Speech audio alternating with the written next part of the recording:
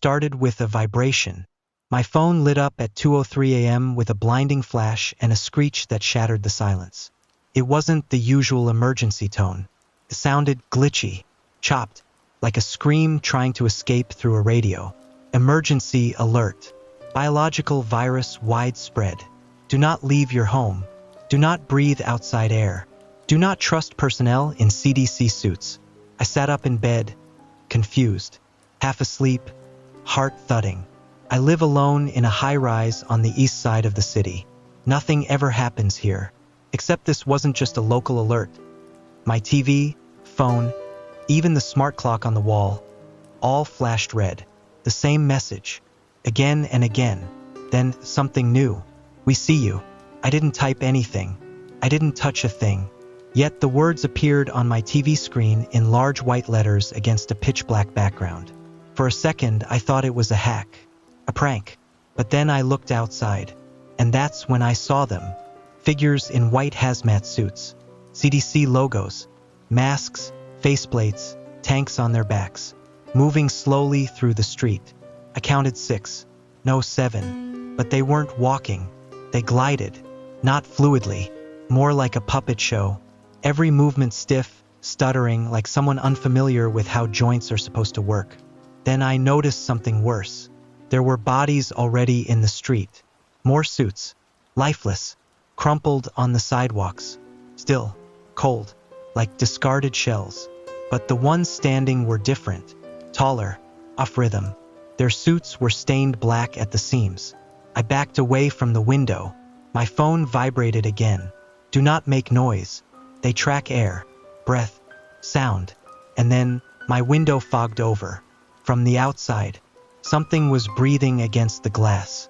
I couldn't see a face, just a faint outline, a smudge, like someone slowly dragging their palm across the pane.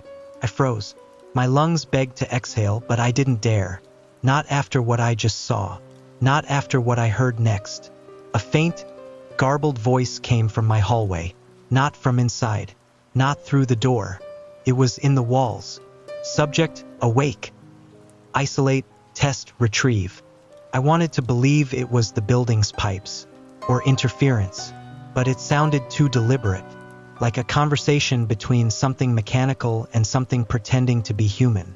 I grabbed the kitchen knife, turned off every light, locked the door, slid to the floor back against the wall. Another alert. Warning. Subject no. 091B. Containment failure. Initiate protocol 9. Host body is active. I blinked at the word host. Was that me? That's when the TV turned on by itself. A live feed from outside. No audio, just static and grain. One of the CDC suits turned slowly. Not toward the camera, toward me. Then it lifted its mask. There was no face, just a split hole. And it smiled. The emergency alert hadn't stopped. My phone kept buzzing on the ground, repeating the same message like it was stuck. Each vibration more frantic than the last.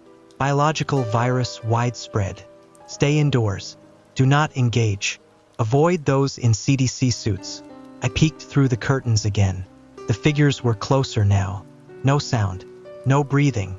Just the crunch of glass and bone as one stepped over a ruined corpse in the street. His boot caught on something, it didn't even react. Just twisted its leg unnaturally and kept walking. Like it didn't understand how legs worked. There were 6 outside now. One had a broken arm hanging completely backward, bone jutting out through the sleeve of the hazmat suit, swinging with every movement. Another dragged its leg like it was attached by nothing but skin. Still, they kept moving together toward a brownstone across the street.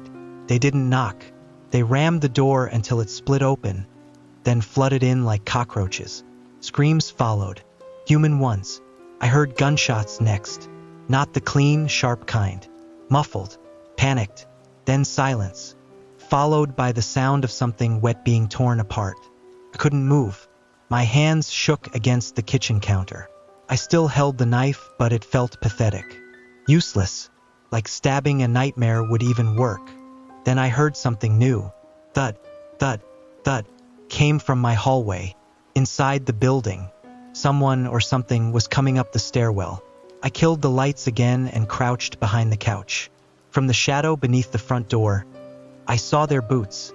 Heavy, black, leaving thick streaks behind them. Blood, fresh, lots of it. They stopped at my floor. The footsteps didn't walk. They paced, back and forth, then silence, until a voice rasped from the other side of the door. "We smell movement." The doorknob twisted, clicked, turned again. Then, a sound I'll never forget. Bones cracking, slowly, loudly, like something was reshaping itself. I swear I saw fingers slide under the door. Skin peeled back, something black and fibrous beneath. I backed away into the bathroom, shut the door, locked it, and waited. The front door finally burst open. Wood splintered. Something entered. I didn't breathe. I didn't even blink. I just listened. Wet footsteps. They dragged themselves through my apartment, sniffing, touching walls, muttering gibberish. One knocked over a chair. Another stopped at the fridge and opened it. I heard something chew, crack, snap, slurp. Then one came toward the bathroom and stopped. This one isn't dead yet. I held the knife tight. A shadow pooled under the door. Then a phone rang. Not mine. Theirs. It buzzed from their suit. Loud. Wrong ringtone. Like a child's laughter chopped into static. They answered. Confirmed. Subject located. Preparing for extraction.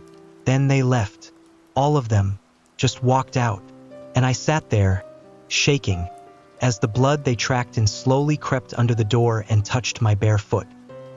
I waited until sunrise before I moved. Even then, I didn't feel safe. The light outside didn't feel like it was from the sun anymore. It was too pale, like the sky was holding its breath. I stepped over the splintered remains of my front door, knife still in hand, every muscle in my body locked tight. The hallway stank. Metal, blood, something sweet and rotting underneath it all, like syrup left in a corpse's mouth. I found my neighbor, Mr. Hollis, 3 doors down. He was face down, halfway out his apartment. The back of his head was missing, hollowed out like a broken bowl. Pieces of skull scattered across the floor, mixed with a trail of deep black fluid that hissed softly when it touched the light. His wife was still alive when they got to her.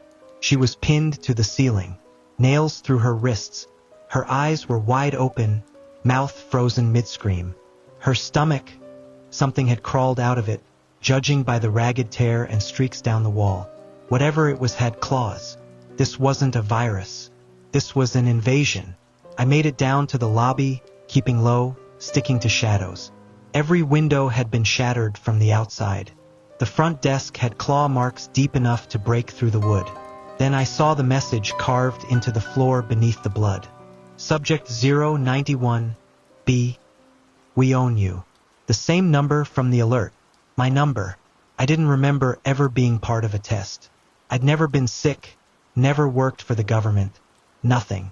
But now the suits weren't just killing people. They were looking for me. And they didn't kill me last night. They could have. Easily. They were waiting. Outside, the city was gone. Not destroyed. Not abandoned. Wrong. Cars melted into the pavement like the streets had swallowed them. Lampposts bent in directions metal shouldn't bend. I saw one CDC suit crouched in the middle of the road, surrounded by crows, and it was eating with them.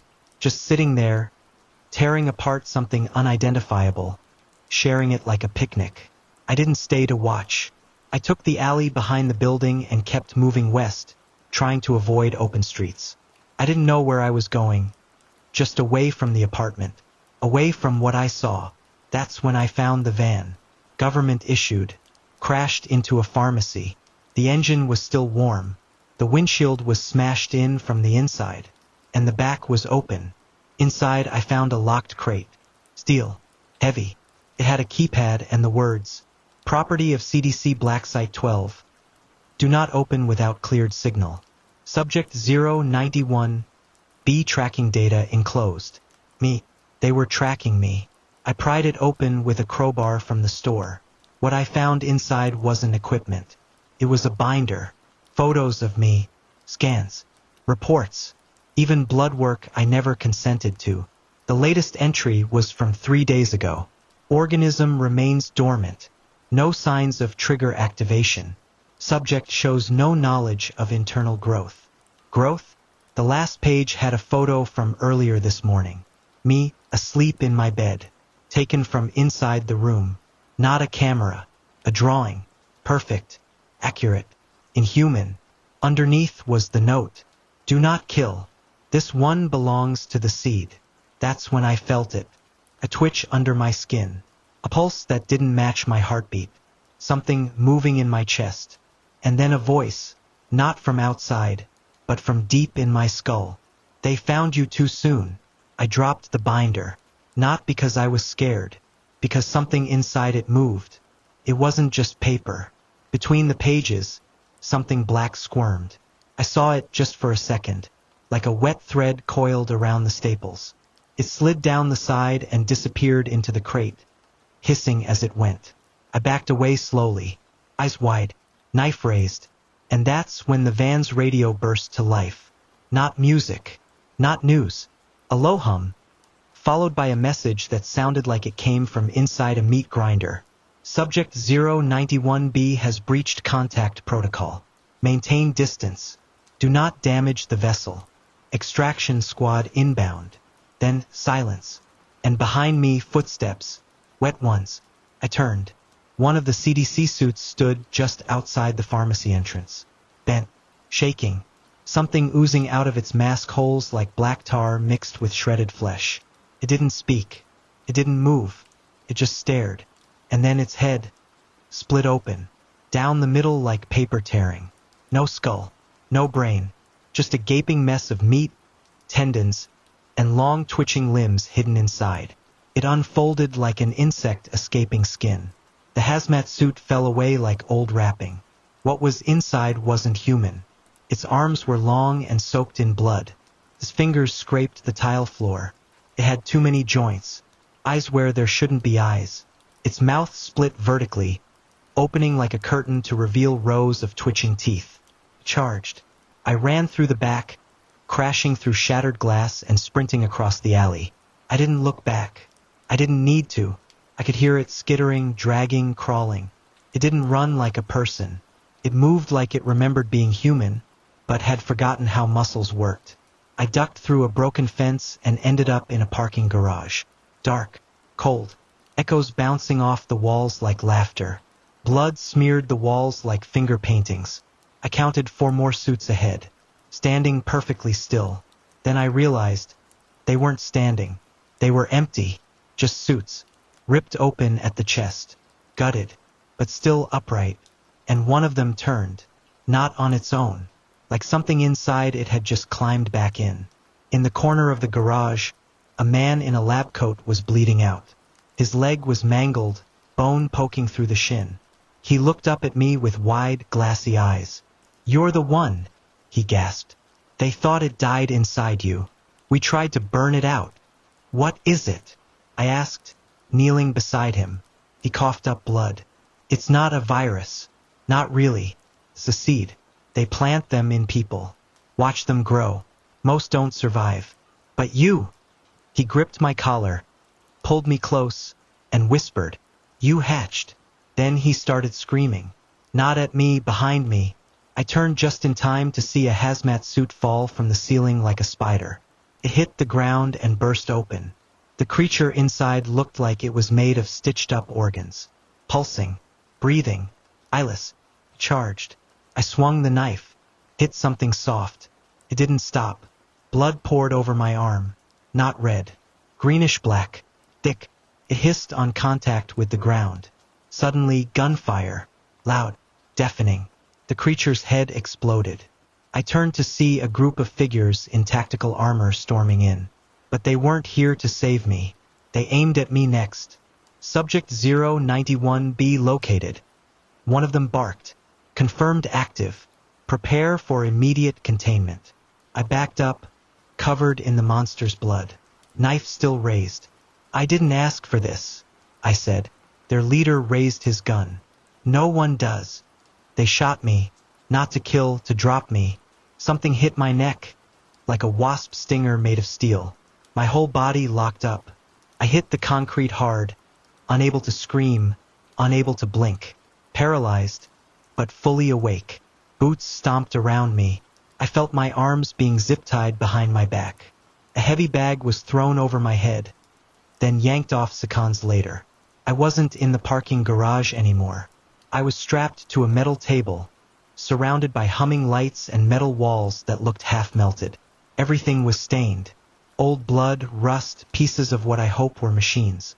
A voice crackled from a speaker overhead. Subject 091B stable. Seed integrity. Confirmed. Begin phase 2. Then the pain started. They didn't ask questions. They didn't talk to me like I was human. They just cut. Scalpels. Bone saws. Tools I'd only ever seen in autopsy rooms. But it wasn't my flesh they were after. It was something inside me. They pulled back skin, dug under ribs, spoke in code. Growth clusters around the spinal base. Organic thread flesh structure. Still reacting to previous hosts, he's absorbed their screams. And then I screamed. Not from pain, from sensation. Because when they cut deeper, I felt something inside me scream back. And it wasn't using my mouth. The lights exploded. Every bulb. Every panel, bursting all at once like someone snapped reality in half. The scientists started panicking. One reached for an injector. Too late. Something burst from my chest. Not a parasite. Not a monster. Something tethered. A wet, writhing mass of muscle and shadow that formed into dozens of crooked limbs. It reached out and dragged one of them into the table, screaming. The others ran. Alarms blared. Sirens screamed. I lay there, eyes wide, as the thing uncurled itself from my ribs and slithered up the wall. Not away from me, with me, like it knew I was its home. And somehow, deep down, I knew it too. It was made of me, and everything they'd put inside me over the years. All those needles, tests, blood draws. All those dreams I thought were just nightmares. It was all real. They weren't trying to cure a virus. They were building something, and I was the final piece. I stumbled off the table, drenched in blood. The thing followed me like a shadow, twitching, pulsing, watching through me. It didn't speak, but I knew what it wanted. It wanted out, and through the shattered walls of the black site, I saw why. The city wasn't empty anymore. It was crawling with them. CDC suits, empty and twitching. Creatures grown from other hosts, deformed and hungry. And structures, tall, bone-like towers rising from the asphalt, built from the leftovers of thousands of bodies. The virus hadn't failed. It had succeeded. This wasn't the outbreak. This was the harvest.